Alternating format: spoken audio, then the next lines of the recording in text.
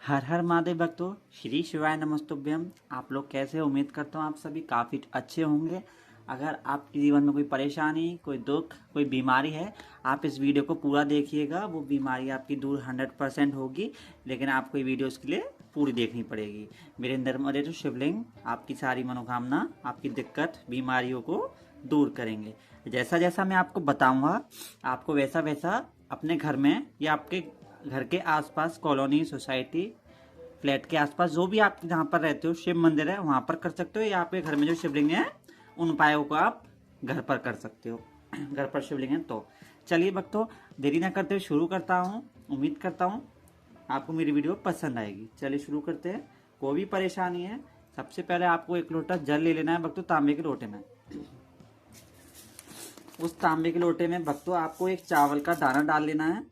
Video को भक्तों अंत तक देखिएगा, इसमें आपको काफ़ी सारे उपाय मिलेंगे जो 100% काम करते हैं। ये एक चावल का दाना देख सकते हो, मैंने इसमें जल में भक्तों डाल लिया है।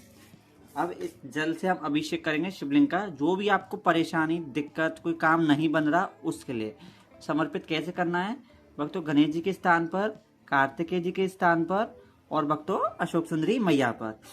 इसके बाद हम नाग देवता जी को हटा लेते हैं भक्तों। हस्तकमल के आसपास जल समर्पित करेंगे भक्तों, यानी कि शिवलिंग के आसपास। उसके बाद जो भक्तों जल बचा है उसको हम समर्पित कर देंगे अपने शिवलिंग पर। आपके पास जो भी शिवलिंग है आप उन पर समर्पित कर दीजिएगा। उसके बाद भक्तों एक लोटा जल गणेश जी की मूर्ति पर समर्पित करेंगे। अगर आपके पास शिव परिवार नहीं है तो आप खाली शिवलिंग पर जल समर्पित कर दीजिएगा। उसके बाद भक्तों पार्वती मैया पर समर्पित करेंगे और उसके बाद कार्तिकेय जी पर। कल का लगा हुआ चंदन को हटा लेंगे, नाग देवता जी पर लगा देते हैं और नंदी को भी स्नान करवा देते हैं, नंदी जी को। इसके बाद शिवलिंग पर जितना भी चंदन वगैरह लगाए भक्तों उसको हटा लेते हैं। इसके बाद मैं आपको अभी और उपाय बताऊंगा भक्तों, आप उन उपायों को अवश्य करिएगा। पहले स्नान करवा देते हैं, स्नान करने के बाद बताऊंगा आपको उन उपायों को। कार्तिकेय जी पर से भी सारा चंदन हटा लेते हैं भक्तों। ये जो मैं आपको उपाय बताता हूँ भक्तों, मैं खुद ट्राई कर चुका हूँ, आप एक बार करके देखिएगा। कोई पैसा खर्च नहीं होता इन उपायों को करने में। क्या जाता है भक्तों, है ना? उपाय तो हम कर ही सकते हैं। अब इसके बाद एक लोटा जल और शिवलिंग पर समर्पित कर देते हैं भक्तों। हमने सभी को स्नान करवा लिया है। अब हम सभी मूर्तियों को पहुँच करके इस प्लेट में रख लेते हैं। शिवलिंग को रख लिया भक्तों हमने, ऐसी पूरे शिव परिवार को हम रख लेते हैं। अब भक्तों मैं आपको कुछ ऐसे 4 से 5 कुछ ऐसे उपाय बताऊंगा जो आपको शिवलिंग के ऊपर करने हैं। चलिए शुरू करते हैं। इन उपायों को करने से भक्तों सारी बीमारियां, रोग, मन मांगे फल की जो आपको इच्छा हो वो भोले बाबा आपकी जरूर पूरी करेंगे। सबसे पहले शिवलिंग की पिंडी के ऊपर चंदन लगा लेते हैं भक्तों, क्योंकि पिंडी खाली नहीं रखते और पिंडी के ऊपर थोड़े से अक्षत समर्पित कर देते हैं, क्योंकि पिंडी भक्तों कभी भी खाली नहीं रखते हैं। अब मैं आपको कुछ ऐसे उपाय बताने जा रहा हूँ।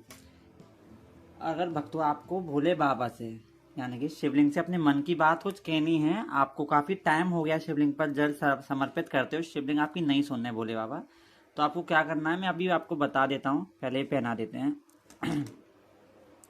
भक्तों आपको सादा सिंपल ले लेना है एक बेलपत्र। भक्तों आप देख सकते हो मेरे पास एक बेलपत्र है, जिस पर ये देख सकते हो हमारे पास है शहद, जिस पर हमने भक्तों ऊपर वाली पत्ती पर लगा दिया क्या? शहद। ऊपर वाली पत्ती पर शहद, और जो बीच में है भक्तों ये देख सकते हो डंडी है बीच में, इधर भी हमने लगा दिया शहद।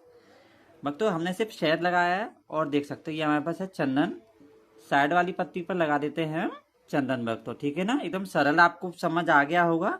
नहीं आया हो एक बार और बताता हूँ। इस पे हमने लगाया ये शहद और यहाँ बीच में भी शहद, ठीक है ना भक्तों? और आसपास में पीला चंदन हो आपके पास आप वो लगा लीजिए, सफेद चंदन हो वो लगा लीजिए। अगर आपके पास भक्तों चंदन नहीं है तो आप, लाल चंदन भी नहीं है, कोई चंदन नहीं है, तो आप सिंपल 2 चावल के दाने रख दीजिए। इसके बाद अशोक सुंदरी मैया पर भक्तों इसको सम रख करके देख सकते, अशोक सुंदरी मैया का स्थान ही होता है जो सांप जैसा बना होता है ना, वो अशोक सुंदरी मैया है। इधर समर्पित करके भक्तों ये वाली 3 उंगलियां रख करके अपनी मनोकामना को बोलिए। उस मनोकामना को बोलने के बाद भक्तों, उस मनोकामना को बोलने के बाद में, ये पहले हमने नाग देवता जी को भी अच्छे से पहना दिया है। मनोकामना बोलने के बाद में उस बेलपत्र को उठा करके शिवलिंग पर समर्पित आपको करना है भक्तों। ऐसा 5 सोमवार करिए या 7 सोमवार। आप एक बार ट्राई करके देखिए, आप मेरे सच में आप आकर के कमेंट करोगे कि हाँ वो चीज़ मेरी पूरी हो गई है। भक्तों मैंने आपको पहला उपाय बताया, और बाकी के उपाय बताने से पहले हम सभी को रोली से तिलक कर लेते हैं। जिनको रोली से लगता है रोली से, और जिनको चंदन से लगता है उनको चंदन से। तो देख सकते गणेश जी और पार्वती पे हमने रोली चढ़ा दी है, पार्वती मैया पर। नंदी बाबा पर भी लगा लिया चंदन। नाग देवता जी, अशोक सुंदरी मैया अष्टकमल के आसपास भी चंदन लगा देते हैं। कार्तिकेय जी पर भी चंदन लगा देते हैं भक्तों। त्रिशूल पर भी चंदन लगा देते हैं। और अशोक सुंदरी मैया के स्थान पर भी चंदन रोली हमने लगा दिया है। अब मैं आपको एक ऐसा उपाय और बताने जा रहा हूँ। उपाय भी भक्तों बेलपत्र का ही है। आपको किसी भी एकादशी के दिन एक बेलपत्र लेना है भक्तों।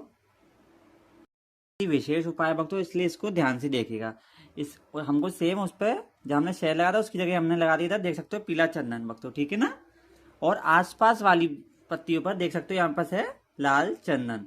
आपको किसी भी मार्केट में लाल चंदन मिल जाएगा, वो आपको लगा देते हैं दोनों पत्तियों पर। देख सकते हो ऊपर पत्ती पर लिए चंदन पीला, आसपास में लाल चंदन। ये बहुत अच्छा उपाय। अगर घर में कोई भी रोगी व्यक्ति है, वो अगर नहीं जा सकता, उसके हाथ से स्पर्श करवा के, यानी कि उसके हाथ से छुलवा करके आपको इस बेलपत्र को भक्तों नंदी बाबा पर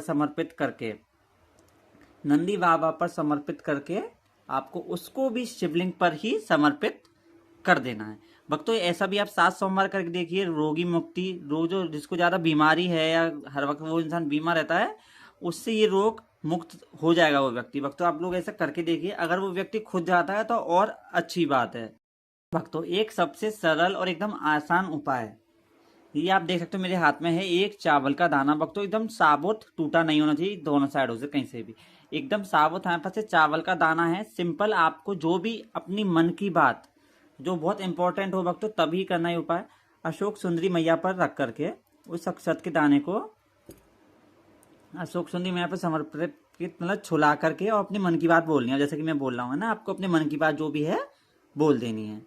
उसके बाद उस चावल के दाने को ही शिवलिंग पर समर्पित करना है भक्तों। अशोक सुंदरी मैया शिवलिंग से कह के 100% आपका वो काम जरूर होगा, चाहे वो प्रॉपर्टी से रिलेटेड हो, चाहे वो व्यक्ति कोई ज्यादा रोगी हो या दुखी हो। आप इनमें से कोई उपाय करके देखिए, 100% आपका ये उपाय काम करेगा। और वक्त मैं आपको ये एक उपाय ऐसा बता रहा हूँ जो आपको शिव मंदिर में जाकर के करना है। अब आप मान लीजिए आप शिव मंदिर में गए, आपको कनेर का पुष्प मिला उधर। भक्तों मान लीजिए मैं शिव मंदिर गया, आपको कनेर का पुष्प शिवलिंग के आसपास कहीं भी रखा हुआ दिखा। आपको खुद नहीं ले जाना भक्तों, हर मंदिर में मिल ही जाता कहीं ना कहीं शिवलिंग पर रखा हुआ।